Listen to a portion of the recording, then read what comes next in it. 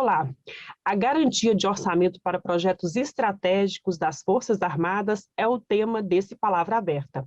Uma proposta de emenda constitucional de autoria do deputado Luiz Felipe de Orleans e Bragança, do PL de São Paulo, proíbe o contingenciamento, ou seja, o bloqueio dos valores a serem repassados ao Exército, Marinha e Aeronáutica. Deputado Luiz Felipe, seja bem-vindo ao programa. Muito obrigado por estar me recebendo.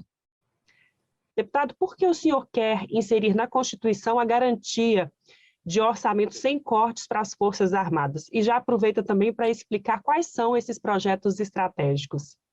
Perfeito.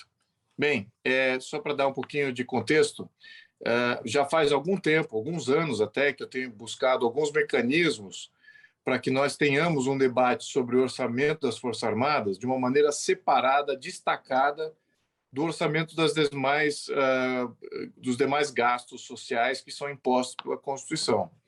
Então, o que acontece no processo orçamentário é que tudo aquilo que é estratégico, projetos de longo prazo, desenvolvimento de tecnologia própria, e isso se materializa até pelo YouTube, nós vemos aí até dos noticiários com relação à guerra na Ucrânia, vemos as novas tecnologias que estão sendo empregadas no campo de guerra, ao mesmo tempo existe toda sorte de nova tecnologia necessária para o Brasil se atualizar na questão de satélites, na questão cibernética, e tudo isso vem do orçamento das Forças Armadas, eles é que têm esses projetos. Só que o que acontece? No processo orçamentário, eles ficam embolados junto com outros gastos, de saúde, educação, assistencialismo. Então, nesse debate, sempre saem perdendo. Então, o que é importante a gente fazer é fazer esse destaque. Alguns países já têm esse debate separado, como, por exemplo, a França. Foi a minha intenção de até fazer um mecanismo, usar um mecanismo similar ao que existe na França, que é uma lei de programação militar, e é uma discussão que é feita separado do orçamento que é adotado pelo Congresso. No entanto, é um debate público, e nesse debate se estabelece quais são os programas militares que a França vai manter por longo prazo. Então, o orçamento já está travado nesses projetos por longo prazo, a não ser que haja uma rediscussão do que é prioritário, mas isso não afeta o desenrolar e da entrega desses programas que são necessários ou que foram definidos como sendo necessários pelo Congresso. No Brasil, nós não podemos ir por esse mecanismo. Eu tentei avaliar isso constitucionalmente e vimos que, se a gente não fizer na Constituição, não há como fazer isso via projeto de lei, porque o próprio processo orçamentário já está travado na Constituição. Então, a gente tem que ser ali que a gente tem que regulamentá-lo. Infelizmente, até o processo orçamentário está em Constituição. Então, é por ali que a gente tem que inserir o mecanismo. Por isso que a gente apresentou uma emenda constitucional para esse efeito. Então, deputado, o senhor delimitou aí um valor mínimo para investimento nos projetos estratégicos das Forças Armadas em 0,5% do produto interno bruto, nos próximos 10 anos, né? O que significa esse percentual? Dá para fazer uma comparação, assim, por exemplo, com o que está no orçamento desse ano, por exemplo? Bem, o orçamento das Forças Armadas ele tem variado aí entre 1,2% e 1,7% do PIB. Claro que dependendo do PIB e dos gastos nominais. Mas, então, o que é o importante? É que a maior parte desse orçamento ele não é usado para os projetos que capacitariam as Forças Armadas brasileiras.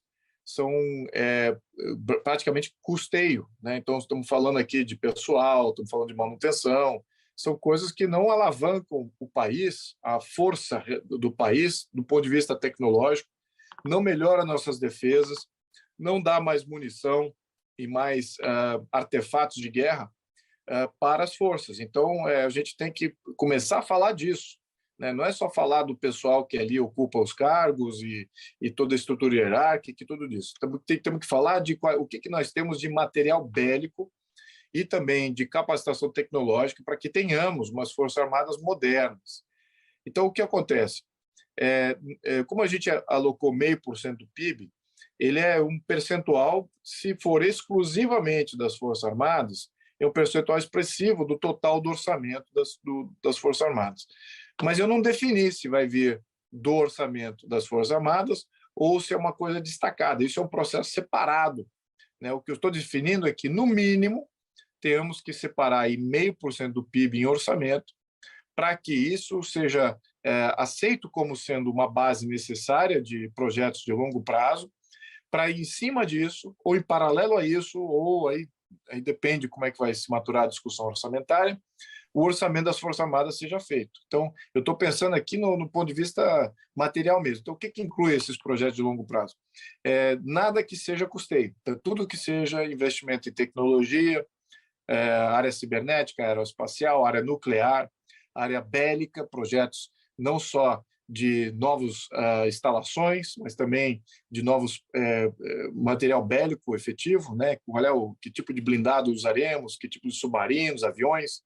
Então, eu digo assim, está direcionando para um bem e um bem material, não é um custeio que o ano seguinte já se perde completamente. Então, é uma construção de ativos aqui que estamos falando. Então, é nisso que a gente tem que dedicar. Por que isso é importante? E por que é importante fazer esse destaque? Se a gente fizesse esse destaque como sendo percentual do orçamento total das Forças Armadas, as próprias Forças Armadas iriam achar ruim, porque vai estar tirando ou está travando o manuseio do orçamento que eles precisam. E, por outro lado, se a gente colocar isso como sendo um acréscimo ao orçamento das Forças Armadas, aí muitos daqueles que não gostam das Forças Armadas, que não veem a prioridade disso, vão estar falando, vai estar aumentando o orçamento das Forças Armadas. Então, eu estou tirando essa discussão para um segundo momento. O primeiro momento é que todos têm um grande consenso, aí eu acho que teve uma adesão bem ampla, um projeto bem fácil, falou assim, olha, pessoal, não importa se vocês são a favor ou contra as Forças Armadas, o que importa é que o país está indefeso no século XXI e precisamos o capacitar tecnologicamente. E estou alocando aqui um mínimo, pode até ser mais do que isso, mas um mínimo constitucional de 0,5% do PIB para que a gente possa se reatualizar e poder enfrentar os desafios tal qual eles se apresentam nesse século. Né? Nós estamos completamente fora do jogo, na minha opinião, de defesa do que são os reais desafios do Brasil, que não envolve os nossos parceiros e vizinhos aqui, irmãos. Não é isso. Né? Muitos apontam, mas temos aqui, não temos inimigos regionais. Não temos mesmo.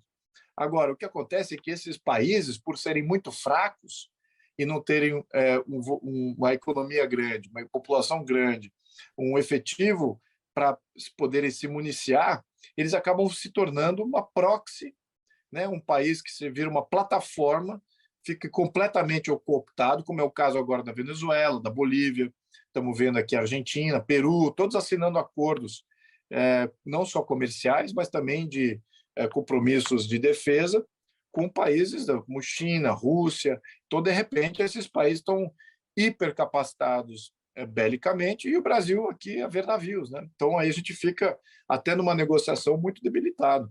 Então, é para isso que a gente está fazendo isso. Então, nesse ponto, eu acho que tem uma coesão bem forte dos deputados que a gente precisa se reatualizar tecnologicamente.